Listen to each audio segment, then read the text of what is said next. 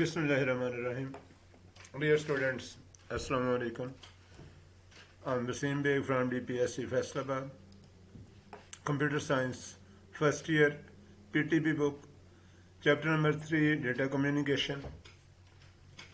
Topic 3.1, Components of Data Communication, 3.2, Signals, 3.3, Types of Data, 3.4, Encoding of data, different encoding schemes, and 3.5 modes of data communication have already been covered in our previous lectures. Today's lecture is lecture number 12, in which we will study types of data communication, 3.6 and 3.7 modem, a device that is used to modulate and demodulate data.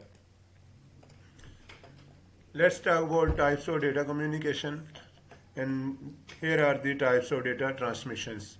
Data transmission is of two types, parallel and serial. And the serial data transmission type is further divided into synchronous and asynchronous transmission.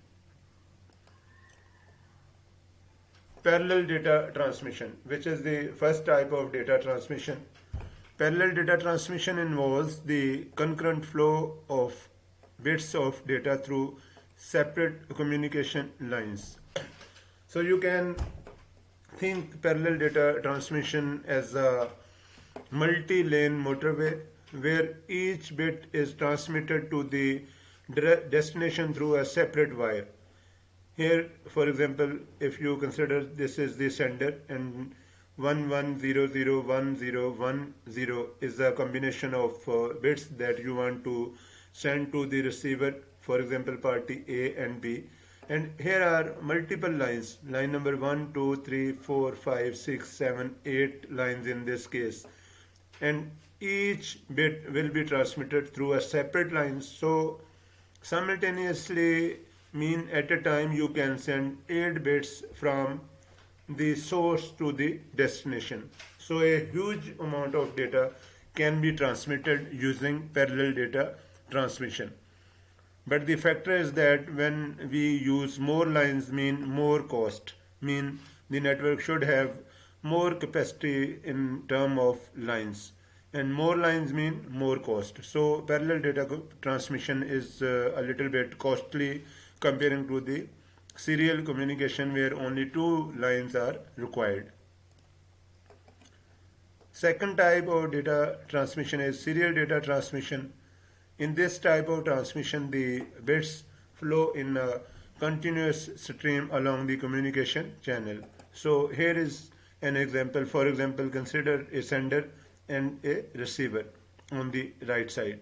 And here is the data bus. So all the bits will have to be in a queue to reach at the destination. For example, in the previous slide you can see here is byte 11001010 mean 8 bits, and each bit is transmitted simultaneously being transmitted through a separate line. So 8 bits will arrive at the destination at the same time.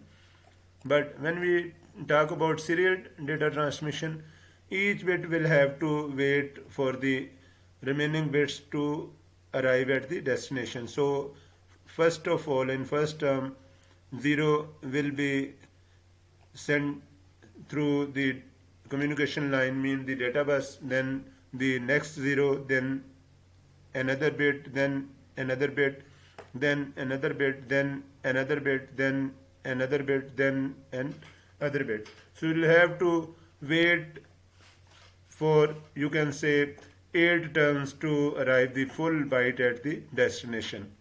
So serial data transmission is a little bit slow, but when we compare this one with the parallel data transmission, here we use 8 lines for transmission, and in serial data transmission we use only 2 lines, one for if you are using for full duplex mode, so only 1 line is required in this case.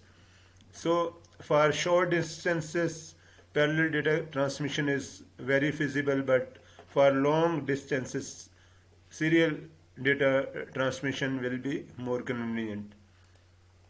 Serial transmission as you can see, and versus parallel transmission, where each bit is being sent through a separate line. But in serial transmission, only one line is available to send the data from source to destination. Asynchronous, which is a type of serial transmission, asynchronous transmission is a type of communication that sends data using flow control rather than a clock to synchronize data between the source and the destination. This is also called start stop transmission, like telephone lines.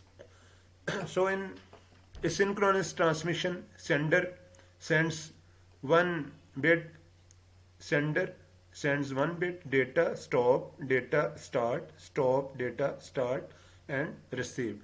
So this way, here is the, you can say, there is no clock but a flow control. For example, 1 millisecond is set for a flow control, and after each 1 millisecond, one bit will be transmitted to the receiver. Again, after 1 millisecond, and other bit, same, like after 1 millisecond, one bit, after 1 millisecond, one bit, after 1 millisecond, one bit. So here is the flow control. Flow control means a device is controlling the flow of data, and the receiver is receiving after a certain time which is fixed by the flow control. So there is no clock pulse to synchronize the data. This technique uses flow control rather than a clock to synchronize data. Synchronous transmission, a type of transmission that uses a clock to control timing of bits being sent. अब ये बात जो हम कर रहे हैं वो asynchronous से हम next चले synchronous transmission की तरफ. A type of transmission that uses a clock to control the timing of bits being sent. Large volume of information can be transmitted at a single time with synchronous transmission. So if you want to send large files, you will be using synchronous transmission, where a clock control is being used to control the flow of bits rather than flow control scheme. This type of transmission involves the simultaneous flow of several bytes of data, because of a large block of data being sent synchronously cannot be interrupted. A synchronized clock is necessary to carefully schedule the transmission of information. This type transmission equipment is expensive, but this cost can be made up in part of faster, less expensive transmission of information. So here you can see transmission through synchronous mode: start, message, error check bit, stop, start, message, error check bit, stop, start, message, error check bit, stop. So this way each message is carries error check bit, which will be, this error check bit will be used to check whether the message is safely arrived at the destination or not. So each message has its own error check bit, also called parity check. Parity check bit is used to check the validity or safety of the message. So for example, if there are 8 messages, there are 8 error check bits also present with the line, so that we may check that the data being sent is safely arriving at the destination. Asynchronous transmission, as you can see, synchronous transmission is fast compared to the asynchronous transmission, because synchronous transmission uses clock pulse, so sender can send large volume data to the destination, and receiver may receive a huge amount of data at once. The next term is bandwidth. What is bandwidth? Each type of communication media has different transmission speeds. The bandwidth is a measure of the transmission rate of communication channel. So if, for example, if you have an internet connection at your home, and you, for example, the company tells you that the bandwidth of the line is 4 MB, mean the total data that can be transmitted at a time is 4 MB. So basically bandwidth defines the total data that can be sent at a time, through the line. Mean bandwidth is the capacity of the line. Same like, for example, pipe to send water. Same like bandwidth is the capacity of the cable that is used to send data. Bandwidth, there are two further types, broadband and baseband. Broadband is a technique for transmitting large amount of data, voice and video over large distances simultaneously by modulating each signal onto a different frequency. Using the FDM or frequency division multiplexing technique, several streams of data can be transmitted simultaneously. So in broadband, you can send a huge volume of data at a time. Broadband is the bandwidth used for direct communication between very high speed computers, for example, large mainframe computers that are used in industry or research centers, or for example, maybe Google and YouTube also using large mainframe computers. This bandwidth includes microwave satellites, coaxial cable, and fiber optic media. So here you can see microwave towers, satellites, and coaxial and fiber optic cable, which provides a huge bandwidth. So broadband connection can send several streams of data simultaneously. Baseband.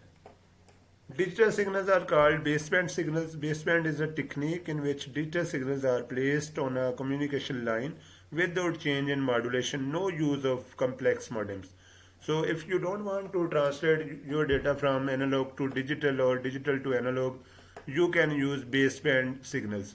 In this way, digital signals are called baseband signals, and baseband is a technique in which digital signals are placed instead of analog signals or voice signal. So you can say baseband technique is used to send digital signals from source to destination. So in this way, if you are sending digital signals, there is no need of modems. Modem is a device which we will study further. What is broadband? Broadband is a technique for transmitting large amount of data, voice and video over long instances simultaneously by modulating each signal onto a different frequency.